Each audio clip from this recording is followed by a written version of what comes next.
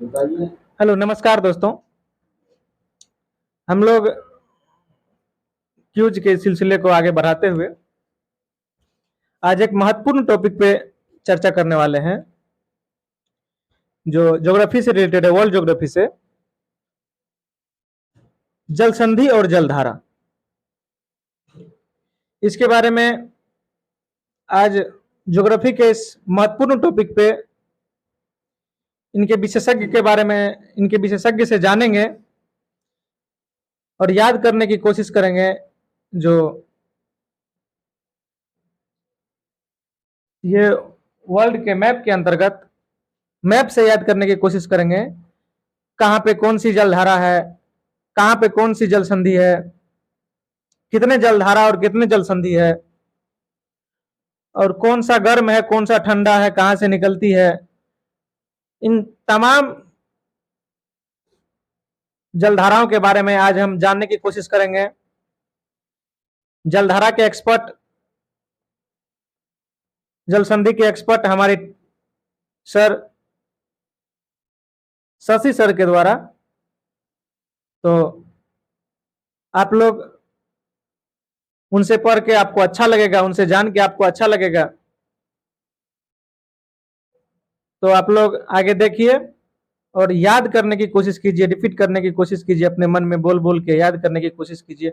मुझे नहीं लग रहा है ये वीडियो देखने के बाद फिर आपको कभी भी आपको जल संधि या जलधारा से क्वेश्चन मिले तो आपसे छूटेगा। तो इन्हीं शब्दों के साथ हम माइक सौंपेंगे हमारे शशि सर को। आइए सर।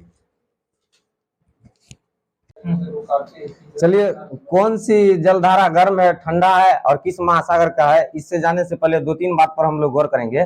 ये भूमध्य रेखा है ना, इक्वेटर 0 डिग्री से तीन तीन जलधाराएं सब में कॉमन होगा। जैसे इसके ऊपर जो ये दो भाग में है, ये है उत्तरी और ये है दक्षिणी।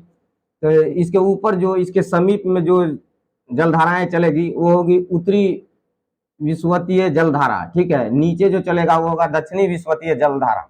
एक जो कॉमन होता है वो होता है विपरीत विषुवतीय जलधारा, ठीक है। तो विपरीत विषुवतीय जलधारा, लेकिन एग्जाम में जो है सो अब इस सब में कॉमन है, तो उत्तरी और दक्षिणी विषुवतीय जलधारा लगभग नहीं पूछा जाता है। तो आपको इसकी दिशा पूछ लेगा, ये किस दिशा में बहता है। तो ये हर हमेशा ध्यान में रखिएगा, जो उत्तरी विषुवतीय रेखा और दक्षिणी विषुवतीय रेखा जो है ना, वो हर हमेशा पूर्व से पश्चिम दिशा की ओर बहती है, ठीक है। और विपरीत विषुवतीय रेखा जो होगा उसकी दिशा जो है इसका जस्ट अपोजिट होता है, माने कि वो पश्चिम से पूर्व की ओर जाएगा, ठीक है। उसके बाद कौन सी जलधारा गर्म है और ठंडा है, इसको जानने के लिए हमको उसकी दिशा को जानना पड़ेगा। जैसे दिशा के जानने में हम दो ढंग से उसको हम तर्क में ला सकते हैं, जो गर्म है कि ठंडा है। जैसे अब मान लीजिए यदि कोई जलधारा भूमध्य रेखा के समीप से अगर ध्रुव की ओर बहता है तो वो जलधारा गर्म होगा। इसी प्रकार यदि जो जलधारा यदि ध्रुव से विषुवत रेखा की ओर जाएगा तो वो जलधारा ठंडा होगा। और इसको अगर अक्षांश में हम देखेंगे तो कोई जलधारा यदि निम्न अक्षांश से अगर उच्च अक्षांश की ओर जाएगा, निम्न से उच्च की ओर जाएगा तो गर्म जलधारा होगा। फिर उच्च से अगर निम्न की ओर आएगा, उच्च से अगर निम्न की ओर जाएगा तो वो ठंडी जलधारा होगा। तो चलिए अब हम लोग एक एक करके देखते हैं कौन महासागर में कौन सी ठंडी जलधारा है, कौन सी गर्म जलधारा है। तो सबसे पहले हम आते हैं आपको हिंद महासागर में, ठीक है।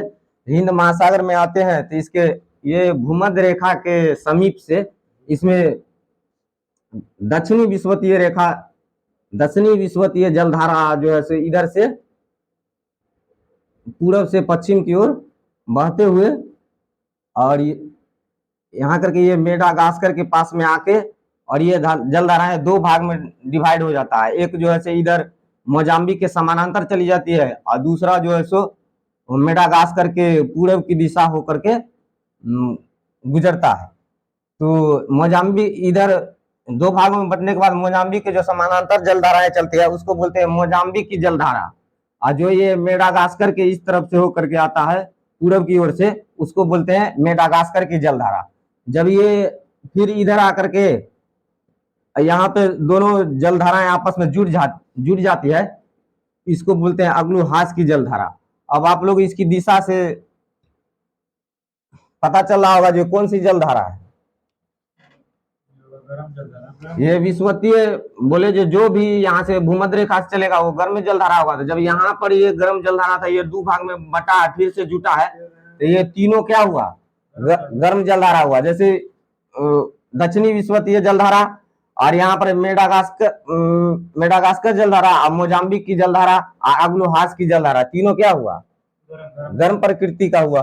तो हिंद महासागर में यही तीन जो है सो गर्म प्रकृति का है। एक जो है सो हिंद महासागर में आपको आता है, जैसे ये ध्रुव से ना, अंटार्कटिका ध्रुव से ये ऑस्ट्रेलिया के पश्चिमी तट से होकर के एक जलधारा बहती है, उसको बोलते हैं हम लोग पश्चिमी ऑस्ट्रेलिया की जलधारा। तो इसकी प्रकृति कैसा होगा, इसका ठंडा होगा, क्योंकि यह ध्रुव से भूमध्य विषुवत रेखा की ओर जा रहा है।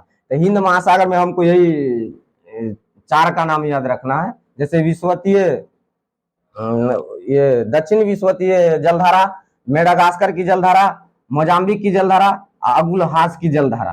तो एग्जाम में एक हो गया ये ठंडी जलधारा, कौन, इसका नाम क्या है, पश्चिमी ऑस्ट्रेलिया जलधारा। ठीक है, तो यही चार है जो हिंद महासागर की महत्वपूर्ण जलधाराएं हैं, जो ठंडी है कि गर्म है। तो आप लोग बताइएगा, जो अगुलहास की जलधारा कौन महासागर की जलधारा, हिंद महासागर की गर्म जलधारा। मेडागास्कर की जलधारा गर्म जलधारा है, और पश्चिमी ऑस्ट्रेलिया की जलधारा कौन सी महासागर की जलधारा, हिंद महासागर की जलधारा। इतना चीज हो गया क्लियर। मोजाम्बिक की जलधारा हो गया। तो प्रशांत महासागर की जलधारा, ठीक है। तो प्रशांत महासागर हम लोग को इसमें इधर भी दिखाई देता है, इधर भी दिखाई देता है। इसका कारण क्या है, पृथ्वी गोल है, ठीक है, इसलिए ये आपको दिखाई देगा इधर भी, उत्तर अमेरिका, दक्षिणी अमेरिका के पश्चिम, और इधर भी दिखाई देगा ऑस्ट्रेलिया, और ये एशिया के पूरब में भी दिखाई देगा आपको। तो इसमें भी हम देख लेते हैं, यहाँ से भी होता है क्या, जो इसके भी भूमध्य विषुवतीय रेखा से एक जलधाराएं निकलेगी, जो ऑस्ट्रेलिया के तट से होकर के इसके पास से बहता है। तो ये धारा कहलाता है पूर्वी ऑस्ट्रेलिया की जलधारा। तो आप लोग बताइए, जो पूर्वी ऑस्ट्रेलिया की जलधारा विषुवतीय रेखा से इस तरफ आया है, तो इसकी प्रकृति कैसा होगा, पूर्वी ऑस्ट्रेलिया की जलधारा जो है सो ये विषुवतीय रेखा से इधर की ओर आया है, गर्म जलधारा हो गया। तो आप लोग यहाँ से जान गए, जो पश्चिमी ऑस्ट्रेलिया की जलधारा, तो ये हो गया। उसके बाद जो है इसमें उत्तर विषुवतीय रेखा से एक जो है सो धारा इसके तरफ में जाएगा, ठीक है। तो इस तरफ में जाएगा, तो ये उत्तर विषुवतीय जलधारा ये जापान के पास में जाकर के ये हो जाता है, क्यूरोसियो के नाम से जाना जाता है इसको, ठीक है, क्यूरोसियो की जलधारा। और क्यूरोसियो की जलधारा यहाँ पे, उसके बाद जो है सो एक जलधारा आपको आता है, इसको बोलते हैं ध्रुव, जिसको बोलते हैं आयोसियो, ठीक है। आयोसियो को ही एक अन्य नाम है क्यूराइल, ठीक है, जो कहाँ पर, जापान के पूर्वी तट पर ये दोनों जलधाराएं आपस में मिलती है। कौन कौन, एक ध्रुव से आता है ओरोसियो, जिसका नाम क्या है, क्यूराइल, और एक जो उत्तर विषुवतीय रेखा से जो जलधाराएं गया था क्यूरोसियो, वो जो है सो आपस में मिलता है जापान के पूर्वी तट पर। तो इसी कारण जो है सो वहां पर क्या होता है, जो घना कोहरा हर हमेशा छाया रहता है, और जहां पर गर्म और ठंडी जलधाराएं आपस में मिलती है, वहां पर प्लैंकटन नामक एक घास पाया जाता है, जिससे मछलियों का भोजन प्राप्त होता है। मछलियों को भोजन प्राप्त होने के कारण ये देखिएगा, जो जापान के पूर्वी तट पर जो है सो आपको मछली पकड़ने में निपुण है, या मछली के उत्पाद में ये फेमस है, जापान का पूर्वी तट जो है सो, ठीक है। तो हम इसमें देख लिए तीन गो, कौन कौन देखे, एगो क्यूराइल देखो, जिसको बोलते हैं आयोसियो, एक उत्तर विषुवतीय जलधाराएं गया था क्यूरोसियो, वो दोनों आपस में मिला वहां पर। एक और हमको याद रख लेना है, सुशीमा, ये भी है जो जापान के तट पर चलने वाली है, जो उसका भी दिशा ध्रुव की ओर है, माने विषुवतीय रेखा से ध्रुव की ओर है। तो वो भी कैसी जलधाराएं होगी, गर्म जलधाराएं होगी। तो हमको इसमें कितना, चार हो गया। एक हो गया कौन सी, आयोसियो, जिसको क्यूराइल भी बोलते हैं, उसकी प्रकृति कैसा है, ठंडा, क्योंकि वो ध्रुव से आता है। उसके बाद होगा क्यूरोसियो, क्यूरोसियो की प्रकृति कैसा, गर्म, और सुशीमा गर्म, और एक आपको आ गया ये पूर्वी पूर्वी ऑस्ट्रेलिया। इसकी प्रकृति कैसा? गर्म। ठीक है, तो आपको ठंडा में कौन मिला इसमें? इधर से ठंडा में एक ही मिला आपको, क्यूराइल की धला, जिसको बोलते हैं आईओसीओ। इतना चीज आ गया इधर से। उसके बाद आते हैं आप इधर, इस तरफ आते हैं दक्षिणी प्रशांत महासागर में। यहाँ से भी है सो आपको देखिएगा जो जलधाराएं चलती है इसमें। उत्तरी अमेरिका के जो है ये पश्चिमी तट पर जो अलास्का, उससे भी एक जलधारा निकलती है। उसके बाद कैलिफोर्निया से जलधाराएं निकलती है। और इधर ये दक्षिणी अमेरिका जो देश है, इसके पेरू के तट से भी एक जलधाराएं निकलती है। ठीक है, तो हम देखते हैं जी इसमें कौन अब गर्म प्रकृति है, कौन ठंडा है। ठीक है, तो यहाँ से जो उत्तर विषुवतीय रेखा है ना, उत्तर जो विषुवतीय जलधाराएं होगी, यही जो है आगे बढ़ करके आपको अलास्का से, अलास्का में भी बहती है। तो इसका प्रकृति कैसा हो जाएगा? अलास्का की जलधारा का गर्म प्रकृति का हो जाएगा। और कैलिफोर्निया की जलधाराएं जो है ना, सो ये उधर से आता है, ध्रुव की ओर से आता है। कैलिफोर्निया की जलधारा की प्रकृति कैसा होगा? ठंडा होगा। ठीक है, ये ध्रुव से आता है कैलिफोर्निया की जलधाराएं, तो इसका प्रकृति हो जाएगा ठंडा। तो दो चीज हम देखे यहाँ से, एक अलास्का की जलधारा, एक हो गया कैलिफोर्निया की जलधारा। अब आते हैं हम यहाँ से पेरू के तट पर। तो पेरू के तट पर क्या होता है, जो ध्रुव से ना, ध्रुव से जलधाराएं जो है सो विषुवत रेखा की ओर जाता है। इसको बोलते हैं पेरू की जलधारा, या इसी को बोलते हैं हमबोल्ट की जलधारा। ठीक है, तो हमबोल्ट की जलधारा बोलते हैं। तो ये कैसी जल प्रकृति का होगा? ठंडी, ठंडा प्रकृति का होगा ये। तो हो गया आपको इसमें। और दो चीज और आपको इसमें याद रखना है, जो एक होता है अल-नीनो की जलधारा, एक होता है एल-नीनो, एक और कोई है लालिनो। ठीक है, तो एल-नीनो जो है सो गर्म प्रकृति का है, और लालिनो जो है सो ठंडी प्रकृति का है। कहने के लिए है जो ये पेरू के तट पर ही चलता है ये जलधारा है, लेकिन ये इसका प्रभाव जो है संपूर्ण विश्व में देखा जाता है। ये एक माने प्रत्येक साल नहीं आता है, ये 3-4 साल 5 साल में एक बार रिपीट करता है। इसका प्रभाव भारत पर भी देखा जाता है। अगर एल-नीनो की जलधारा है ज्यादा अति होता है 4 साल 5 साल में एक बार, तो भारत में भी सूखा का अति होता है, सूखा प्रतीत होता है। और जब वो लालिनो आता है तो उस समय में क्या होता है? ठंडा, ठंडा होता है कि बरसात होती है। ठीक है, तो ये दोनों का प्रभाव भारतीय अति पर भी पड़ता है। तो क्या देखें हम यहाँ पर, पेरू की जलधाराएं ठंडी जलधाराएं हैं, और वो भी देख लिए एल-नीनो, और कौन सी लालिनो की जलधाराएं भी देख लिए। ठीक है, तो अब हम बात करेंगे किसका?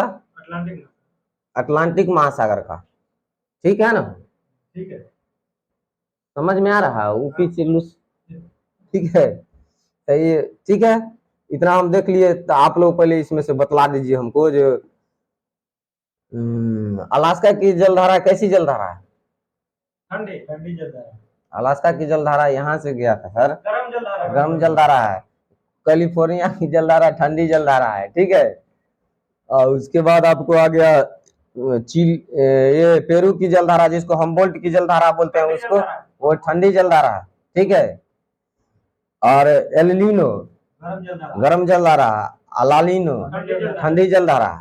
तो अब हम लोग पढ़ेंगे, अब आप एक अटलांटिक महासागर, जो किसके किसके बीच में बसा हुआ है? उत्तरी अमेरिका, दक्षिणी अमेरिका, यूरोप और अफ्रीका के बीच में है ये अटलांटिक महासागर। ठीक है, तो अटलांटिक महासागर के बारे में पढ़ते हैं।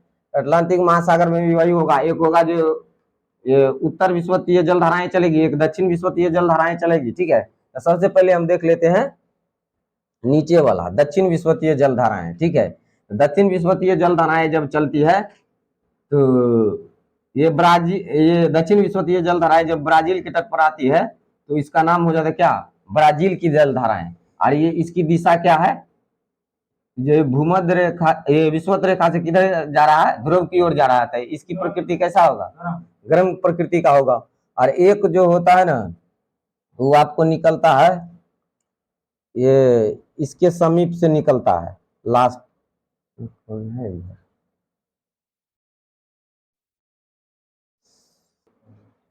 एक जलधारा है जो है सो आपको ये फॉकलैंड है जो ध्रुव के पास में स्थित है, ये फॉकलैंड की धाराएं निकलती है जो विषुवत रेखा की तरफ जाती है। तो एगो हो गया फॉकलैंड की धाराएं, तो इसका क्या होगा, ठंडा होगा। एगो आप आज ये दक्षिणी अमेरिका के ये ध्रुव से विषुवत रेखा की ओर निकलता बेंगुला की जलधाराएं, ठीक है। तो इसमें हमको यही तीन जानना था, कौन कौन। एक तो हो गया ये विषुवत, ये तो कॉमन रहता था। यहाँ से आ जाइए आपको ब्राजील की जलधाराएं, और एक फॉकलैंड की जलधाराएं, और एक बेंगुला की जलधाराएं। तब बताइए बेंगुला की जलधाराएं कैसी होगी, ठंडी होगी, ध्रुव से जाता है इधर से जाएगा। बेंगुला की जलधारा ठंडी इधर से जाता है, ठीक है। बेंगुला की जलधारा ठंडी और फॉकलैंड की जलधारा ठंडी, और ये ब्राजील की जलधारा गर्म। ब्राजील से तो सोचना ही नहीं है, ये कॉफी के लिए क्या है, विख्यात है। तो कॉफी कैसा होता है, गर्म प्रकृति का होता है। तो इसी से इसको याद रख लेना, ब्राजील की जलधाराएं गर्म जलधारा है। और किसकी जलधाराएं, तो अटलांटिक महासागर की जलधाराएं, ठीक है। उसके बाद आते हैं आप इधर उत्तरी अटलांटिक महासागर। चलिए, तो उत्तर में ये उत्तर विषुवतीय जलधाराएं चलेगा, ठीक है। तो उत्तर विषुवतीय जलधाराएं ना जा करके इधर से चल के ये मैक्सिको की खाड़ी में जा करके ये यहाँ से गल्फ स्ट्रीम नाम से जो है ये धाराएं आगे चलने लगता है, ठीक है। गल्फ स्ट्रीम, तो गल्फ स्ट्रीम आपको ये यहाँ से गया भी है, और गल्फ स्ट्रीम इसका नाम भी है यहाँ पर। तो आपको पता चला हुआ है गल्फ स्ट्रीम, स्ट्रीम माने क्या होता है, भाप। तो वही से अब गल्फ स्ट्रीम क्या है, माने गर्म प्रकृति का होगा, गर्म प्रकृति का होगा। और अटलांटिक महासागर की जलधारा या गर्म प्रकृति का है। यही जो है चलते चलते यहाँ जाके नॉर्वे के तट पर चला जाता है। तो यहाँ पर बोलते हैं इसको नॉर्वे की जलधारा, ठीक है। तो नॉर्वे की जलधारा का प्रकृति कैसा होगा, गर्म में होगा, क्योंकि गल्फ स्ट्रीम गया है वहां, ठीक है। और गल्फ स्ट्रीम गया है वहां, और यूरोप जो है ध्रुवीय प्रदेश माने ध्रुव से नजदीक में है, यहाँ पर जो है ठंड का ज्यादा प्रभाव रहता है। तो ठंड के आर्य गल्फ स्ट्रीम यहाँ से जाके ना उसको गर्म जलधाराएं हैं, तो इसको जो है गर्मी प्रदान करता है। इसी कारण जो है इसको गल्फ स्ट्रीम को यूरोप का क्या बोलते हैं, गर्म कंबल बोलते हैं, ठीक है। तो एक ये हो गया। उसके बाद एक जलधाराएं जो है ध्रुव से आता है, उसको बोलते हैं लेब्राडोर की जलधाराएं, ठीक है। लेब्राडोर की जलधाराएं, और लेब्राडोर की जलधाराएं कैसी जलधाराएं होगी, ठंडी होगी। इधर से गया गल्फ स्ट्रीम, इधर से आया है लेब्राडोर। ये दोनों जलधाराएं आपस में मिलती है कहाँ पर, न्यू फाउलैंड द्वीप पर मिलती है, ठीक है। न्यू फाउलैंड द्वीप पर मिलती है। फिर वहां पर जैसे प्लैंकटन नामक घास का निर्माण होगा। प्लैंकटन नामक घास जो है क्या है, मछली का भोजन का काम करता है। यही न्यू फाउलैंड जो है ना मछलियों के उत्पादन और उसके अति में ये इसका नाम है। यहीं पर जो है एक मछलियों के उत्पादन के लिए फेमस बैंक है, उसको बोलते हैं ग्रैंड बैंक, ठीक है। तो ये भी कुछ कभी कभी क्वेश्चन ये भी आ जाता है, ग्रैंड बैंक किस महासागर में है। ग्रैंड बैंक आप बतला दीजिए, ग्रैंड बैंक कहाँ है, अटलांटिक महासागर में है, और न्यू फाउलैंड द्वीप पर है, ठीक है। तो अटलांटिक महासागर में दूगो अभी तक देखे, जो एगो हुआ मैक्सिको की खाड़ी से निकलने वाला गल्फ स्ट्रीम, एक हुआ नॉर्वे की जलधाराएं। दोनों की प्रकृति कैसा होगा, गर्म होगा। एगो देख लिए लेब्राडोर, लेब्राडोर जो है कैसी प्रकृति का होगा, ठंडी प्रकृति का होगा। उसके बाद आप आइए, एक चलता है आपको पूर्वी ग्रीनलैंड की जलधाराएं, ठीक है। ये ग्रीनलैंड सबसे बड़ा द्वीप कौन सा है, ग्रीनलैंड है। तो ग्रीनलैंड के पूर्व से ना ये ध्रुव से एक जलधाराएं चलती है, जिसको बोलते हैं पूर्वी ग्रीनलैंड की जलधाराएं, ठीक है। तो इसका प्रकृति कैसा होगा, ठंडी होगी, ठंडा होगा, क्योंकि ध्रुव से विषुवत रेखा की ओर चल रहा है। और उसके बाद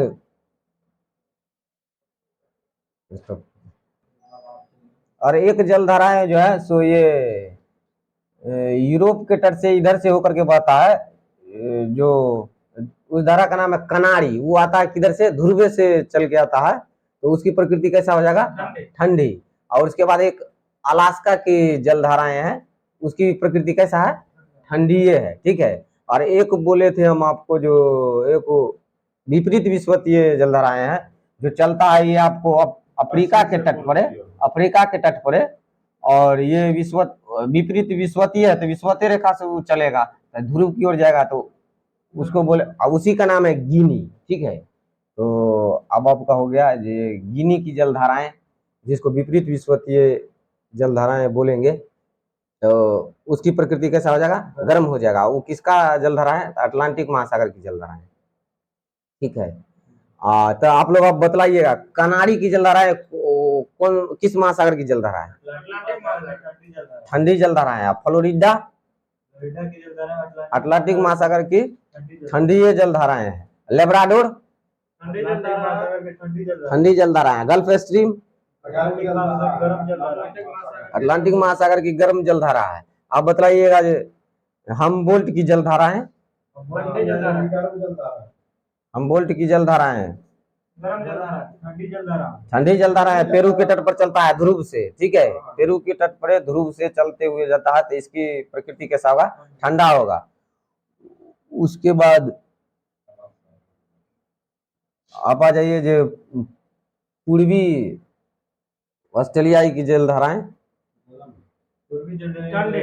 पूर्वी ऑस्ट्रेलिया की जलधाराएं गर्म और पश्चिमी ऑस्ट्रेलियाई की जलधाराएं ठंडी है। कौन सी महासागर की है? हिंद महासागर की है। एक हिंद और एक प्रशांत। और उसका क्यूरोसियो गर्म जलधारा है, प्रशांत महासागर की जलधारा है। और ओरोसियो जिसको क्यूराइल बोलते हैं, प्रशांत महासागर की ठंडी जलधारा है। सुसीमा ठीक है। आज के लिए इतना ही, फिर आज नए टॉपिक्स के साथ। ठीक है, तब तक के लिए धन्यवाद।